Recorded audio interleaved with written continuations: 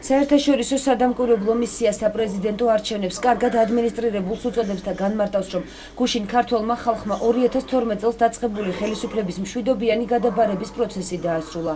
დამკვირვებლების შეფასებით საარჩევნო კამპანიის მსვლელობისას შეუზღუდავად იყო დაცული გადაადგილებისა და შეკრების ფუნდამენტური თავისუფლებები.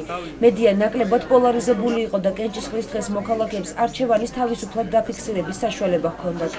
გუშინდელი საპრეზიდენტო არჩევნებით საქართველოში პოლიტიკური კოჰაბიტაცია დასრულდა, რაც უნიკალური და განსაკუთრებული იყო ყოფილი საბჭოთა კავშირის ქვეყნების მასშტაბით. ეს მეტყველებს იმაზე, რომ საქართველოში დემოკრატია კიდევ უფრო მწიფდება. საპრეზიდენტო არჩევნები ჩატარდა ეფექტურად, მშვიდობიან და კონსტრუქციულ გარემოში. გუშინდელი კენჭისყრით საქართველომ საარჩევნო ციკლის ჩატარება დაასრულა. საქართველოს შეუძლია იამაყოს იმ დემოკრატიული ნაბიჯით, რომელიც უკვე გადადგა. მე მოუწოდებ ქვეყანას და ყველა პოლიტიკურ თუ სამოქალაქო გაერთიანებას, რომ ეს მნიშვნელოვანი პროგრესი გამოიყენონ და განაგრძონ წინსვლა წარსულში ძიების გარეშე.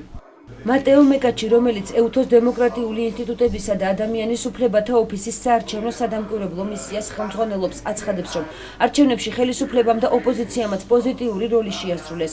ევროპარლამენტის დელეგაციის ხელმძღვანელი კშიშტოფ ლისტეკი კი ამბობს, რომ საქართველოს ორ პრეზიდენტს მიმართავს. ეს იყო მნიშვნელოვანი დღე ქვეყნისთვის. ერთ თვეში ვილნიუსის სამინტი ჩატარდება, სადაც საქართველოს ევროკავშირთან შეთანხმების გაფორმების შესაძლებლობა ექნება. ეს იქნება მნიშვნელოვანი ნაბიჯი ევროატლანტიკური ინტეგრაციისაკენ და ბოლოს მინდა რამდენიმე სიტყვა უთხრა საქართველოს ორ პრეზიდენტს. ევროპარლამენტის სახელით მიხეილ სააკაშვილს მინდა მადლობა გადაუხადო არა მარტო თანამშრომლობისთვის, არამედ იმ ყველაფრის გამოც, რაც ბოლო 10 წლის განმავლობაში გააკეთა. საქართველოს დღეს სულ სხვა ქვეყანაა, მინდა მივმართო ახალ პრეზიდენტს. გილოცავ და ყოველივე საუკეთესოს გისურვებთ. გისურვებთ, რომ კვლავ განაგრძოთ თანამშრომლობა ევროკავშირთან და ქვეყანა ეროვნული ერთიანობისკენ წაიყვანოთ. გუშინ ჩვენ კარგად ადმინისტრირებულ არჩევნებს დავაკვირდით. ეს პროცესი, სადაც ყველა მონაწილე ოპოზიციური ძალების ჩათვლით თამაშობს საკუთარ როლს, არის არსებითი დემოკრატიული ინსტიტუტების გამტკიცებაში. ბოლო 6 კვირის განმავლობაში ჩვენ დავაკვირდით კონკურენტულ, გამჭვირვალე და კარგად ადმინისტრირებულ არჩევნებს, სადაც ხელისუფლებამ ისევე როგორც ოპოზიციამ პოზიტიური როლი შეასრულა. მშვიდობიანი საპრეზიდენტო არჩევნების ჩატარებას საქართველოს მოქალაქეებს ამერიკის შეერთებული შტატების ელჩის საქართველოში რიჩარდ ნორლანდი ცულოცავს.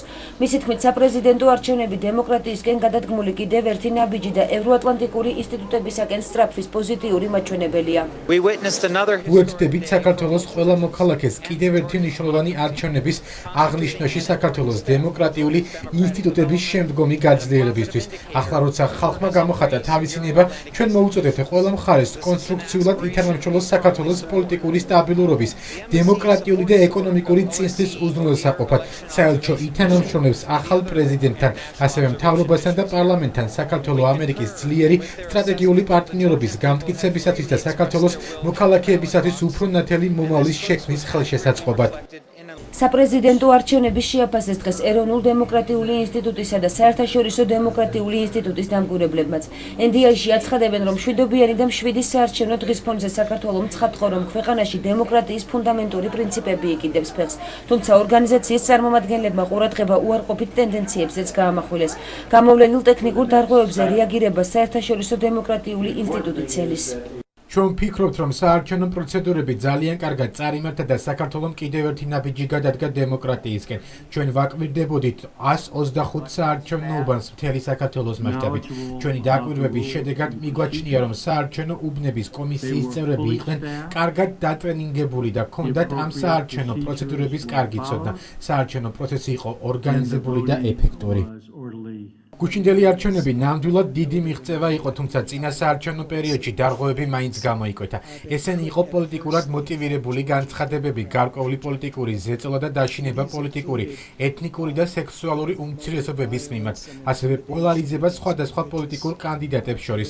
თუ ეს ნაკლოვანებებით აღმოფხვრილი იქნება და მთავრობა გაითვალისწინებს ჩვენს რეკომენდაციებს, ის ნამდვილად არ გადაუხვევს დემოკრატიის განვითარების კურსს. საერთაშორისო სადამკვირვებლო მისიები საქართველოში კიდევ 2 კვირა დარჩებიან. ისინი არჩევნების შემდგომ პერიოდს დააკვირდებიან, რის შემდეგაც საპრეზიდენტო არჩევნების შესახებ საბოლოო ანგარიშს გამოაქვეყნებენ.